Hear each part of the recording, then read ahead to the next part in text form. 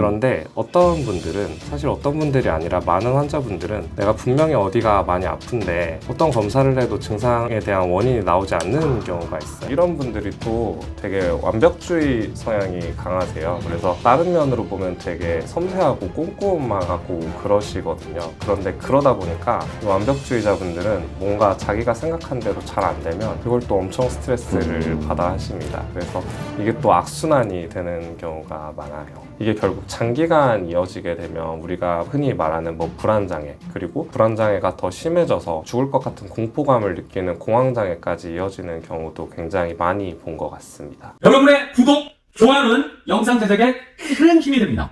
안녕하세요. 안녕하세요. 네, 본인 소개 좀 부탁드리겠습니다.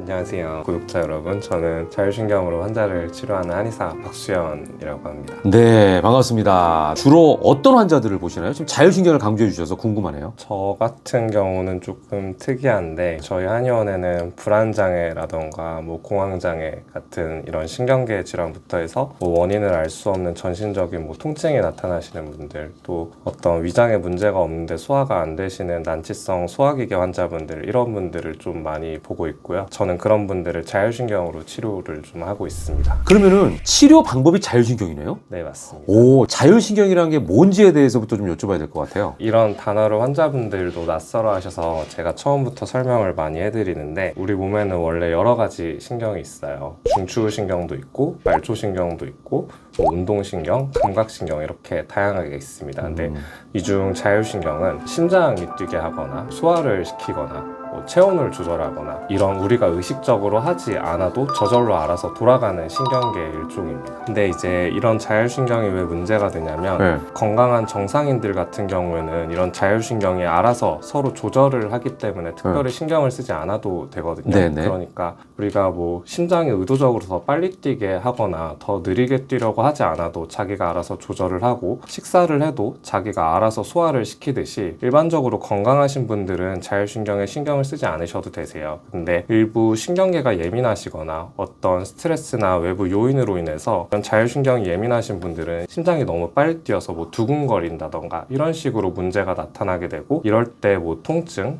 두통, 어지럼증, 아니면 이런 게 더 심해져서 뭐 불안증이라던가 우울증 같이 다양한 증상이 나타나게 됩니다. 자연스럽게 말 그대로 조절이 되고 기능이 수행이 돼야 되는데, 이게 건강하지 않으면 자율신경에 문제가 온다는 말씀 아니에요? 네, 맞습니다. 근데 자율신경에 문제가 와서 생기는 문제를 자율신경을 통해서 치료한다는 게, 이게 말이 지금 모순이 아닌가요? 질병을 볼 때 두 가지 관점을 볼 수 있는데, 네. 이제 의학적으로 기질성 질환이라는 말이 하나가 있고요. 네. 특발성 질환이라는 말이 하나가 있는데, 네. 예를 들면 저희가 목이 아프다고 가정을 해볼게요. 그러면 목이 아프니까 뭐 엑스레이나 아니면 MRI 같은 영상을 찍어서 목을 아프게 하는 원인, 경추 쪽에 염증이 있다던가 그런 거를 확인해서 그러면 그 염증을 치료하면 통증이 없어지는 게 일반적인 통증 치료의 과정이거든요. 그렇죠. 그리고 이거를 기질성 질환이라고 합니다.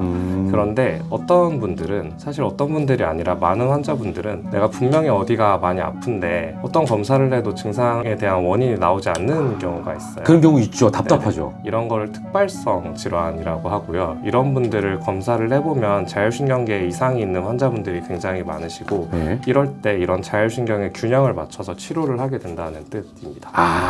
자, 그럼 자율신경 중에 교감신경, 부교감신경, 이런 얘기도 하죠. 제가 알기 쉽게 설명을 해드리면, 여러분들이 스트레스를 받으시거나 아니면 무언가에 집중을 좀 많이 할 때, 아니면 좀 화가 날 때, 이런 상황일 때가 교감신경이 항진되는 상황이라고 생각하시면 되는데요. 교감신경은 쉽게 생각하면 우리 몸을 긴장시키고 흥분시켜서 위기 상황이나 스트레스에 대처하도록 하는 신경계이고요. 반대로 부교감신경은 우리가 음식을 먹을 때, 아니면 쉴 때나 잠을 잘 때 우리 몸을 좀 편하게 이완시키고 휴식을 시키는 작용을 합니다. 그러니까 이 둘은 서로 반대의 작용을 하는 거죠. 그렇다고 해서 뭐 교감신경은 무조건 나쁜 애고 뭐 부교감신경은 좋은 애, 이런 건 아니고, 사람은 긴장도 적당히 했다가 이완도 적당히 했다가 이 과정을 반복해야 되거든요. 그런데 너무 몸이 긴장이 돼도 질환이 될 수 있고, 너무 이완이 돼도 질환이 될 수 있습니다. 그래서 자율신경 실조증 같은 경우는 교감신경이 문제인 경우도 있고요, 부교감신경이 문제인 경우도 있고, 각각 증상도 다르게 나타납니다. 지금 이제 또 새로운 단어를 쓰셨어요. 자율신경 실조증. 아까 말씀드린 건강한 사람들은 이 자율신경이 1:1 정도의 균형을 이루고 있어요. 혹은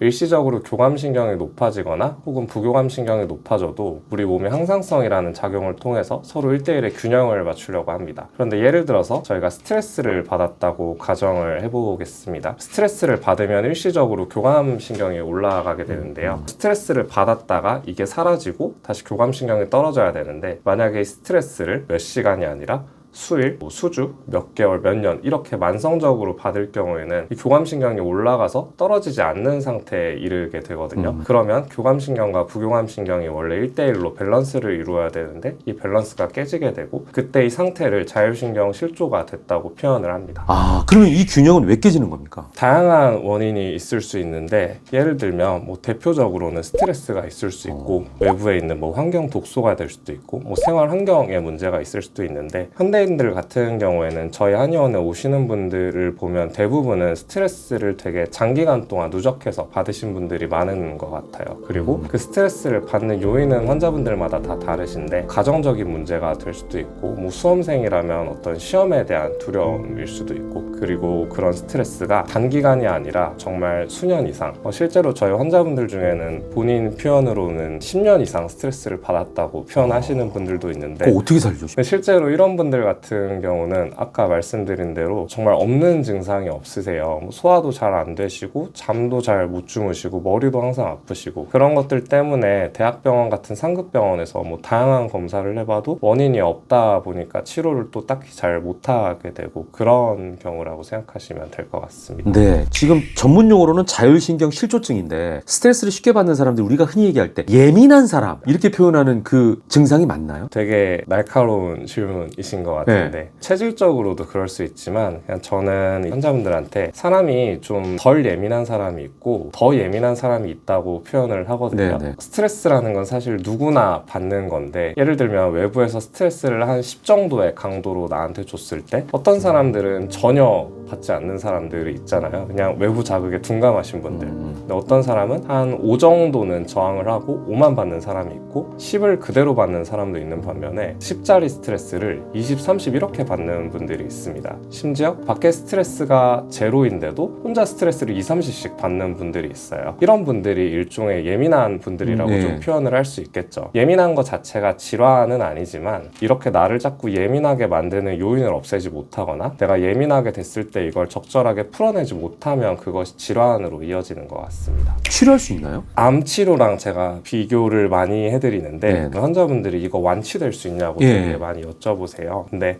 저희가 암 같은 경우도 완치라는 표현을 쓰지 않고 관해라는 표현을 쓰거든요. 암세포를 다 없애고 나서 6개월에서 1년마다 한 번씩 추적 관찰을 하다가 암세포가 5년 뒤에도 발견되지 않으면 환자분이 이거는 완치는 아닌데 이제 관해라고 해서 사실상 이제 암 치료가 끝나셨다라고 표현을 합니다. 자율신경 실조증도 마찬가지거든요. 완전히 예민한 사람이 일반 정상인처럼 똑같아질 수는 없지만 좀 덜 예민한 사람이 될 수는 있겠죠. 그러면 그런 상태에서 스트레스를 받았을 때는 이전만큼 증상이나 어떤 일상생활을 하기 힘든 면이 훨씬 더 줄어들게 되거든요. 그런 거를 저는 좀 치료를 한다고 표현을 하고 있습니다. 자율신경 실조증에 걸리는 사람의 특징 같은 게 있나요? 제가 왜 이 질환을 보게 되기 시작했냐면, 제가 사실 좀 예민한 편입니다. 전혀 그렇게 안 보이시는데. 저 같은 경우는 언제 그런 걸 느꼈냐면, 제가 고등학교를 2000년 후반 정도에 나왔는데, 그때만 해도 지금이랑 다르게 이제 체벌이 좀 있었던 세대였어요. 다 아시겠지만 그때 당시에는 학교를 가면 특별한 이유가 없어도 막 선생님들한테 체벌을 받기도 하고, 군대 문화와 비슷한 이런 되게 터프한 환경에 있다 보니까, 특히 이제 남고면. 네, 저 같은 예민한 사람들은 그걸 되게 어렵게 받아들이더라고요. 그래서 실제로 제가 수험 생활을 할 때 실제로 몸이 되게 안 좋아지는 경험을 해서 잘 알고 있는데, 예민한 사람들은 다양하긴 하지만 몇 가지 특징이 있습니다. 사소한 일에도 남은 쉽게 넘겨버릴 일을 자꾸 곱씹어서 좀 생각하는 경향이 있고요. 그러다 보니까 스트레스를 받았을 때 바로 이걸 좀 풀어내지 못하고 좀 잠도 잘 못 잔다던가 소화가 잘 안 된다던가 이런 식으로 신체화가 돼서 증상이 좀 나타나게 되시고요. 근데 이런 성격이 꼭 나쁜 건 아니거든요. 그렇죠. 이런 분들이 또 되게 완벽주의 성향이 강하세요. 그래서 다른 면으로 보면 되게 섬세하고 꼼꼼하고 그러시거든요. 그런데 그러다 보니까 이 완벽주의자분들은 뭔가 자기가 생각한 대로 잘 안 되면 그걸 또 엄청 스트레스를 받아 하십니다. 그래서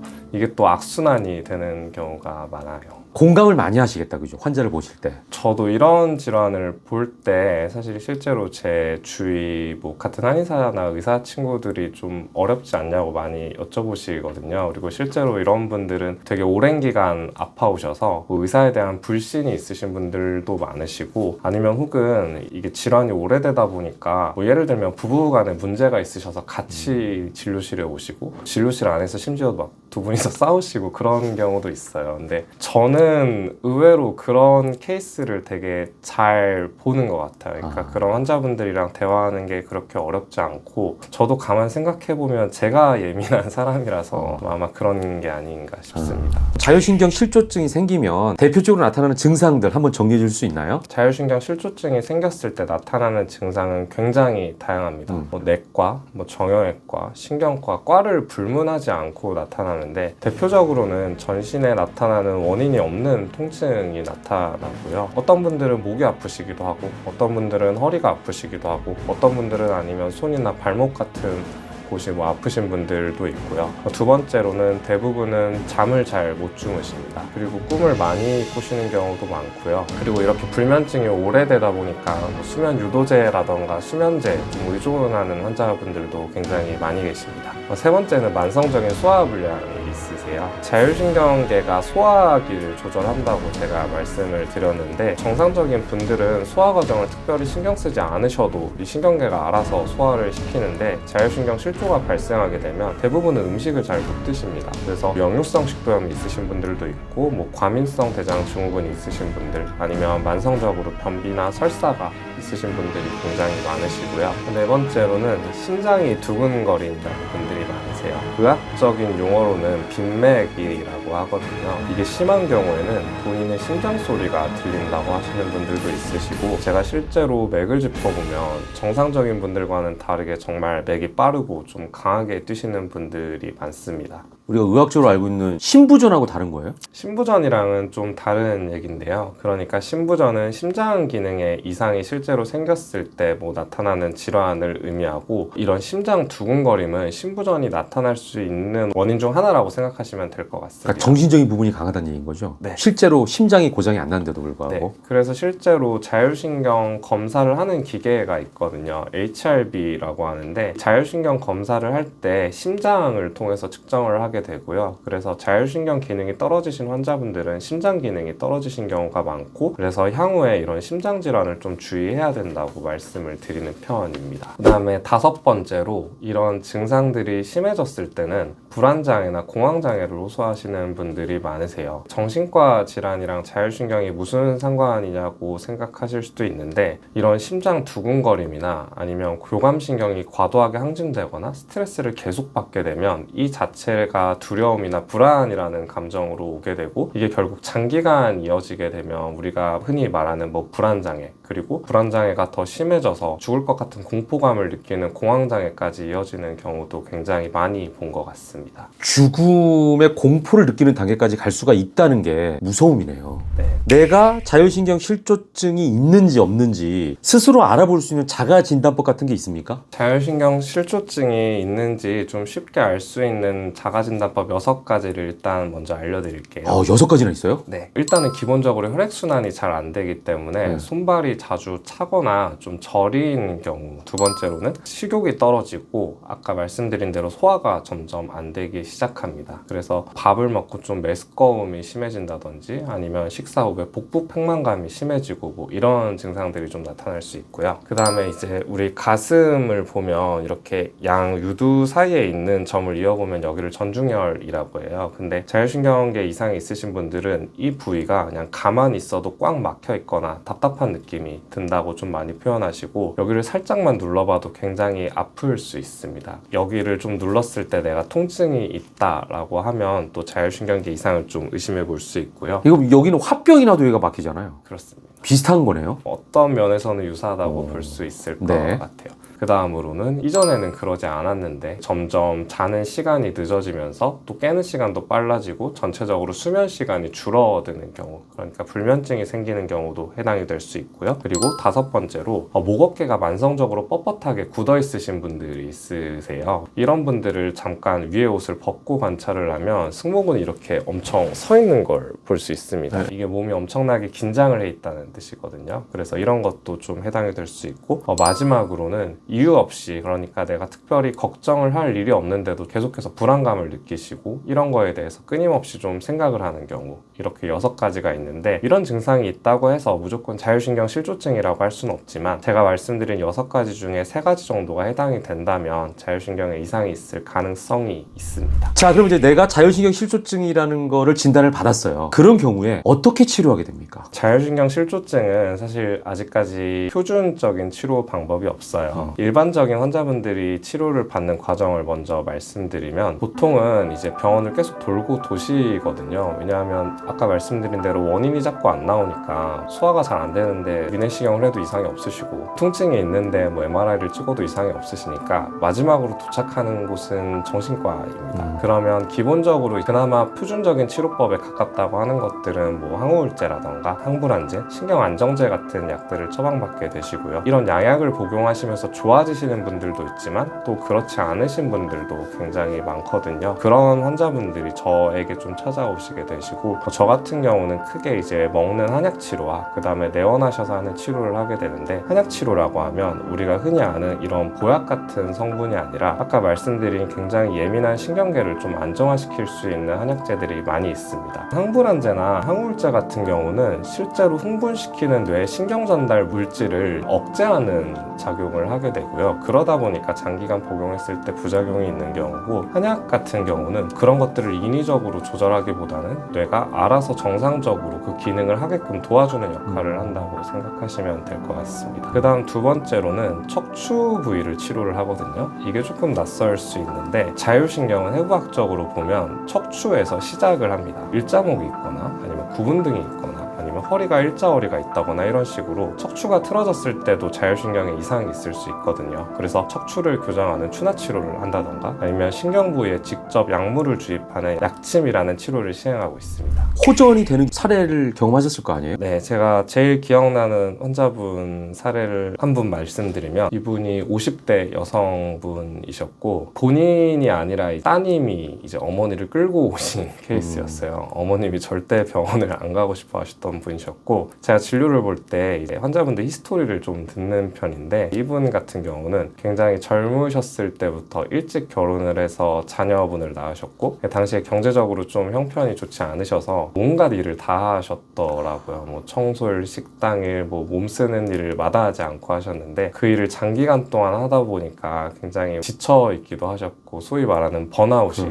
오신 거죠. 그런데 경제적으로 추후 상황이 나아졌음에도 이분은 본래 성격 자체가 그렇게 일을 하는 걸 좋아하시는 분이셨어요. 그리고 일을 되게 좀 완벽하게 하고 싶어 하시는 분이셨거든요. 그런데 나이가 드시고 이렇게 좀 다양한 증상이 나타나시면서 더 이상 일을 할 수 없게 된 몸이 되신 거예요. 그래서 저희 한의원에서 아까 말씀드린 것처럼 한약치료와 내원치료도 꾸준히 하셨고, 저는 이렇게 생활관리라던가 영양제를 어떻게 드시라던가 이런 식으로도 생활관리 티칭도 많이 해드리는데, 처음에 한 3달 정도는 치료할 때 거의 반응이 없으시다가 한 4, 5개월이 넘어가기 시작하니까 본인이 조금 괜찮아진 것 같다고 하시더라고요. 그러시더니 6개월 차부터는 바로 다시 일을 시작을 하셔서, 제가 처음에는 일을 좀 그만하시는 게 좋지 않겠냐고 말씀을 드렸는데, 요즘은 그렇게는 말씀을 드리지 못하고 6개월 차 이후부터는 일과 치료를 병행하시면서 지금도 거의 1년 반 가까이 내원을 하고 계십니다. 그러니까 이분이 원래 완벽주의적인 성향이 있으시고 또 일을 굉장히 많이 하셔서, 그러니까 몸을 많이 쓰셔서 이렇게 아프게 되셨는데, 이게 완전히 20, 30대 옛날로 돌아가지는 못하지만 그래도 일상생활을 하실 수 있는 정도의 컨디션이 되신 거거든요. 이런 분들을 볼 때 저도 좀 보람을 느끼게 되는 것 같습니다. 자, 그러면 자율신경 실조증 예방 및 치료에 있어서 가장 중요하게 생각하시는 부분이 있습니까? 일단 제가 한의원을 운영하고 있는 사람 입장이지만 환자분들한테 먼저 병원에 가기보다는 습관을 먼저 바꿔보라고 말씀을 드립니다. 스트레스라는 계피라는 건 요인이 굉장히 다양할 수 있는데 결국은 그거를 대처하는 습관의 문제거든요. 기본적으로는 음식 같은 게 제일 중요할 수 있고, 예를 들면 뭐 정제탄수화물을 많이 먹는다던가 밤 늦게 잔다던가 술 담배를 좀 많이 한다던가 이런 식으로 생활 습관을 좀 먼저 교정을 해보시고, 그래도 치료가 잘 안 되면 그때 좀 병원에 내원하셔서 치료를 하는 게 좋겠다라고 말씀을 드리고 있습니다. 자율신경 실조증에 좋은 음식이 있습니까? 자율신경 실조증에 좋은 음식들은 굉장히 많죠. 제가 좀 보편적으로 추천드릴 수 있는 음식 3가지 정도를 말씀드리겠습니다. 베스트 3네요. 네, 첫 번째는 계피인데요. 굉장히 좀 독특한 향이 나죠. 이 계피는 어떤 분들이 드시면 좋냐면, 계피의 신남 알데하이드 성분이 말초 혈관을 확장시키는 효과가 있어요. 또 항염증 작용, 항산화 작용이 굉장히 풍부해서 목 어깨가 많이 뭉치시거나 두통이 있으시거나 손발이 차거나 이런 식으로 혈관 문제가 있으신 분들에게 제가 추천을 많이 드리는 음식입니다. 계피는 차로 좀 끓여 드시면 좋고요. 계피가 종류가 굉장히 많은데 이렇게 검색해 보시면 실론 계피라고 나오실 거예요. 그게 가장 품종도 좋고 독성도 적은 거라서 그걸 드시면 좀 좋을 것 같습니다. 실론티 할 때 실론 계피. 네, 맞습니다. 그리고 두 번째로는 생강인데요. 생강. 네, 생강도 마찬가지로 항염증 작용과 항산화 작용이 풍부한데, 생강의 주성분은 진저롤이라는 성분이에요. 그래서 계피랑 다르게 어떤 분들이 드시면 좋냐면, 만성적으로 소화가 안 되시는 분들, 자율신경 실조증이 있으신 분들이 대부분 소화를 잘 못 시키시고 변비나 설사 증상이 있으신데, 이런 생강을 주기적으로 차로 끓여서 드시면 좀 효과가 있는 경우가 많고요. 계피와 생강은 실제로 한약재로도 많이 쓰이는 약재입니다. 그리고 세 번째로 추천드릴 음식은 청국장인데요. 청국장이요? 제가 요즘 좀 재밌게 읽고 있는 책이 있는데, 이 갭스라는 책이에요. 러시아 의사분이 쓴 책인데, 장내 미생물의 상태에 따라서 전신의 건강이 어떻게 결정되는지에 대한 이제 내용을 좀 쓰셨어요. 우리가 장을 제2의 뇌라고 부르거든요. 그래서 실제로 최근 연구에서도 장내 미생물에 유익균이 많은 사람들이 유해균이 많은 사람들보다 신체적으로 훨씬 더 건강하다는 연구 결과 같은 것들이 굉장히 많습니다. 그래서 실제로 많은 분들이 유산균을 챙겨 드시죠. 그런데 제가 생각하기에 한국인 분들이 가장 쉽게 이런 유산균을 섭취할 수 있는 방법이 청국장이거든요. 자율신경 실조증 예방에 좋은 음식 3가지를 말씀해 주셨잖아요. 네. 근데 이 3가지 음식을 뭐 먹는 시기나 이런 게 있을까요? 계피 같은 경우는 자기 전에 드시면 좀 좋습니다. 왜냐하면 혈류순환을 촉진하는 작용이 있는데, 보통 우리가 밤에 이렇게 퇴근하고 오면 목 어깨가 좀 긴장돼 있다던가 아니면 두통이 생긴다던가 그런 경우가 많잖아요. 그래서 자기 전에 1-2시간 전에 그렇게 계피차를 좀 드시면 그런 것들이 좀 이완되는 효과가 있어서 그때 드시면 좋고요. 생강 같은 경우는 식사를 하고 나서 드시면 좀 좋습니다. 특히 식후에 복부 팽만감이 심하신 분들에게 이런 생강이 굉장히 효과적이라서, 예를 들면 점심 식사를 드시고 나서 커피 대신 생강차를 좀 드신다든지 이런 식으로 하면 조금 더 효과가 좋을 것 같습니다. 뭐 청국장에 이제 반찬으로 먹으면 되니까요.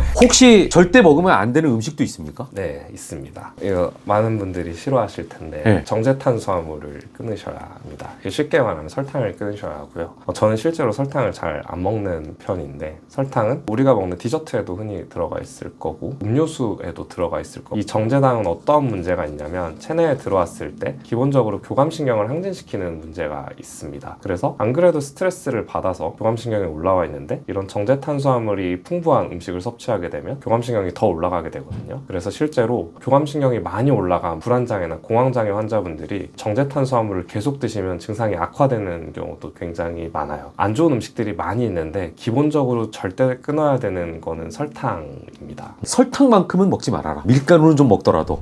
가장 문제가 스트레스 같거든요. 이 스트레스를 좀 낮출 수 있는 방법 하나만 알려주실까요? 복식 호흡을 추천해드리고 싶은데, 478 호흡법이라고 하거든요. 478이요? 4초 동안 들이마시고 7초 동안 참았다가 8초간 내쉬는 호흡법입니다. 공황장애일 때 우리가 호흡을 어떻게 하게 되냐면, 이 가슴으로 호흡을 하면서 숨을 가쁘게 하는 흉식 호흡을 하게 되거든요. 그런데 복식 호흡은 어떻게 하는 거냐면, 왼손은 가슴 위로 올려두시고 오른손은 배 위로 두신 다음에 숨을 천천히 들이마실 때 가슴이 올라오지 않게끔 하는 거예요. 대신 이 복부는 빵빵해지게 호흡을 합니다. 그래서 4초간 숨을 코로 들이마시고 그 다음에 7초간 숨을 참았다가 천천히 8초간 후 내뱉는 거예요. 이런 복식 호흡은 몸이 긴장됐을 때 스트레스를 낮추는 작용을 할 수 있고, 실제로 공황장애 환자분들이 공황 발작이 일어나셨을 때 응급 상황에 이런 식으로 대처를 하게끔 티칭을 합니다. 그래서 너무 긴장이 돼 있거나 좀 스트레스가 많거나 하시는 분들은 집에서 먼저 복식 호흡을 해보시는 거를 좀 추천드리고 싶습니다. 마지막으로 우리 구독자분들께 강조하고 싶은 말씀이 있으시다면? 유명 연예인분들이 공황장애나 우울증이 있다는 걸 고백하시고 나서 일반인 분들도 본인이 이런 질환이 있다는 거를 꺼리낌 없이 이제 밝히고 또 병원을 가게 되는 시대가 된 것 같아요. 그런데 제가 본 많은 이런 자율신경 실조증 환자분들은 아직도 본인이 예민하다는 사실 자체를 좀 부끄러워 하시거나 이런 것 때문에 병원에 오시는 것 자체를 꺼려 하시는 경우가 굉장히 많거든요. 이게 잘 낫지 않다 보니까 의사에 대한 불신도 많고, 그 다음에 치료가 될 수 있을지에 대한 뭐 회의감 같은 것들도 많이 표현을 하세요. 근데 아까 말씀드린 대로 이런 습관으로 인해 생긴 병은 습관을 고치면 치료가 되거든요. 저도 실제로 이 진단을 받았던 사람인데, 저는 특별히 그런 치료를 하지 않고도 이렇게 정상적으로 일상생활을 하고 있습니다. 그러니까 이게 충분히 치료가 가능한 질환이니까 너무 낙담하지 마시고 생활관리부터 좀 열심히 이렇게 실천을 해보시면 분명히 좀 좋아지실 수 있을 거라고 생각합니다. 아니, 무엇보다도 당사자이시고 그걸 치료하신 분이 환자를 치료하기 때문에 더 믿음이 가네요. 오늘 스트레스에서 탈출해서 자율신경 실조증을 벗어날 수 있는 방법을 실질적으로 알려주신 것 같습니다. 오늘 말씀 감사합니다. 감사합니다.